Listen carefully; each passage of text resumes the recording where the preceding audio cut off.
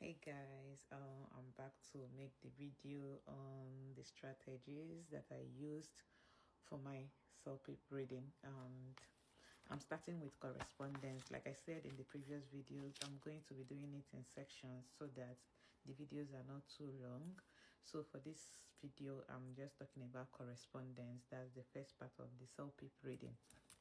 Before I start giving you strategies on correspondence, I want to state that Celpip reading is actually very progressive, I mean, in terms of difficulty. So the first part, the first section is always very easy.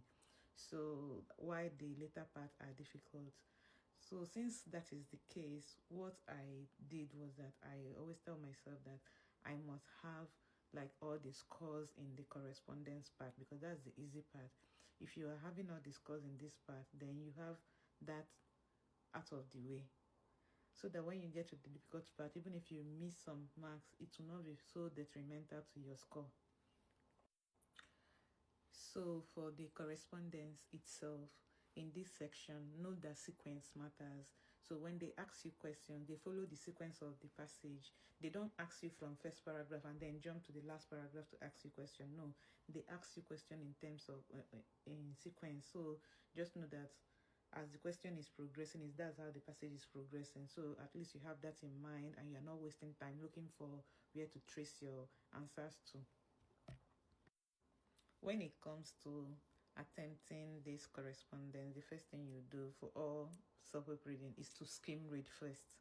You skim read, and then what I do is that I also read like the first sentence of each paragraph and the last sentence of each paragraph. That way it gives me an idea of what is being discussed in that particular paragraph. And then the next thing is to identify all the keywords in each paragraph.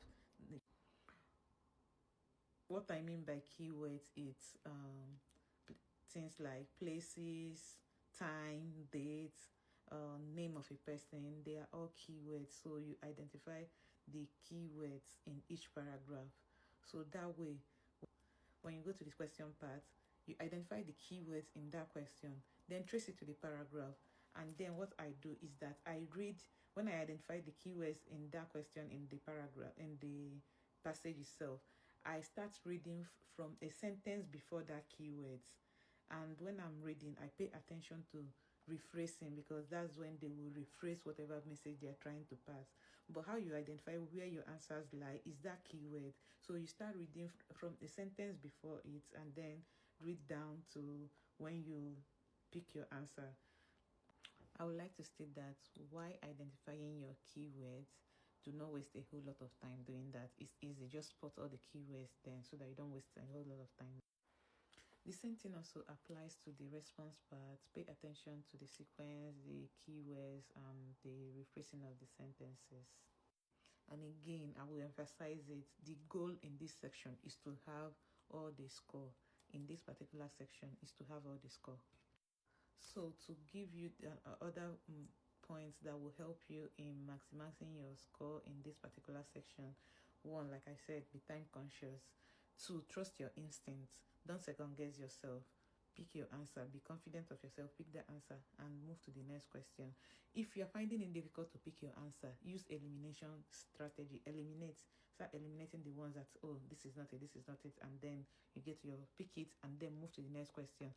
On no grounds should you leave a question unanswered and say, oh, I'll get back to it. You may not have that time. So whether you know it, you are sure of yourself or not, pick a response, pick an answer, and then move to the next question. You can note down the number in your sheet that they give you in the exam.